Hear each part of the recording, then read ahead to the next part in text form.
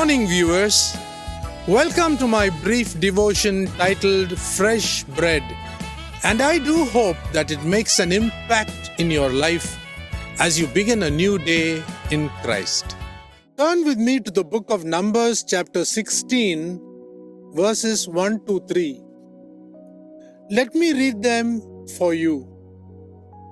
Now Korah, the son of Izhar, son of Kohath, son of Levi, and Dathan and Abiram, the sons of Eliab, and On, the son of Peleth, sons of Reuben, took men.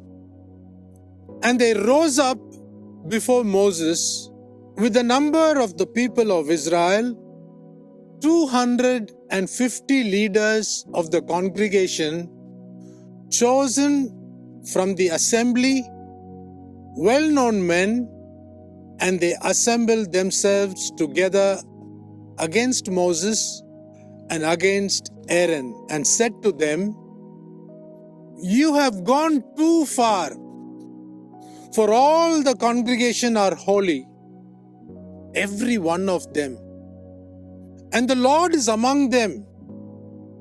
Why then do you exalt yourselves above the assembly of the Lord?" Now what happened after this outcry? Dathan and Abiram's family died along with Korah when the earth swallowed them up. This was possibly the first earthquake. Secondly, fire burned up the 250 people who supported Korah's rebellion. And the surprising thing is that though Korah was the one who started this dispute, Korah was gone, but his children, that is, all his sons, were spared by God. Read Numbers 26:11, which clearly states that the sons of Korah never died.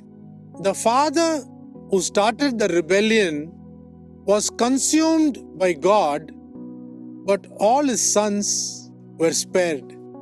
Even more surprising is the fact that this Korah's descendant is none other than Samuel, the greatest prophet to rise up after Moses. In 1 Chronicles chapter 6 verses 22 and 23, we read about the sons of Kohath, Abinadab, Korah, and Asir. Then we also in the next verse find the name of Elkanah, the father of Samuel.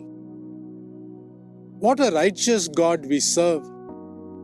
The sons of Korah did not rebel against Moses, joining the father, and God did not consume them. If they were involved in the rebellion, God would not have spared them. God never condemns people who are on the right side of justice, even if their fathers or forefathers are involved in the dispute. Justice, fairness, truth, and righteousness are always honored by the God of the Bible. No wonder Jesus Christ, when addressing his Father in heaven, prayed, "O righteous Father, remember, we are children of a very righteous Father who always honors truth and righteousness. He is very perfect in all his judgments, and no one can question him or find fault in his justice. He metes out real justice to all the citizens of this world. What a great and a righteous Father we serve." See you tomorrow, God willing. I wish to cap my message this morning with a very well-known worship song written by Dennis Jernigan. I'm sure most of you are familiar with it. "Jesus, Lamb of God, worthy is your name. You are my strength when I am weak. You are the treasure that I seek. You are my all in all. Seeking you as a precious jewel, Lord, to give up, I'll be a fool. You are my all in all. Jesus, Lamb of God, worthy is your name. Jesus, Lamb of God, worthy is your name. Taking my cross, my sin, my shame, rising again, I'll praise your name. You are my all in all.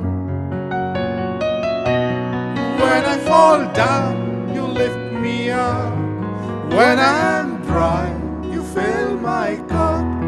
You are my all in all. Jesus, Lamb of God.